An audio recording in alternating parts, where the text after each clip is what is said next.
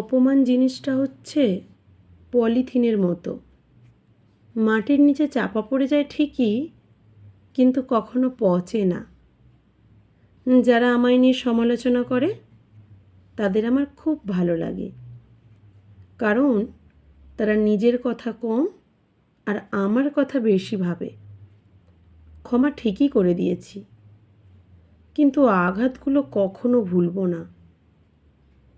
ভরসার হাতটা যতই বিশ্বস্ত হোক না কেন, স্বার্থে আঘাত লাগলে ছেড়ে যেতে সময় লাগে না। মানুষকে নিয়ে এত ওভার কনফিডেন্স দেখাবেন না, কারণ মানুষ শুরুতে যেমনটা দেখায় সে শেষে তেমনটা থাকে না। অবহেলা দেখানোর জন্য ভাষার প্রয়োজন হয় না, ব্যবহারই যথেষ্ট।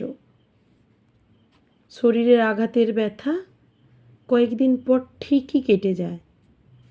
প্রিয় মানুষের কথা, আঘাত নিঃশ্বাস ফুরোবার আগের মুহূর্ত পর্যন্ত বয়ে বেড়াতে হয়। আমার সাথে কথা না বললে যদি তার সময় ভালো কাটে, তাহলে আমি তার ভালো থাকাটা নষ্ট করতে চাই না।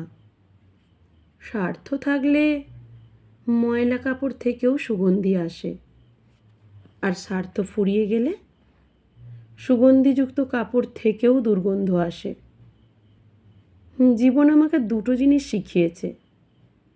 প্রথম হলো নিজেকে নিয়ে খুশি থাকা, আর দ্বিতীয় হলো ঈশ্বর ছাড়া কারো প্রতি বিশ্বাস না রাখা। রিভেঞ্জ অফ নেচার বলে একটা কথা আছে, যে যাই করুক না কেন সময় মতো তার ফল পাবে। প্রকৃতি সব কিছুর হিসাব ফিরিয়ে দেয়।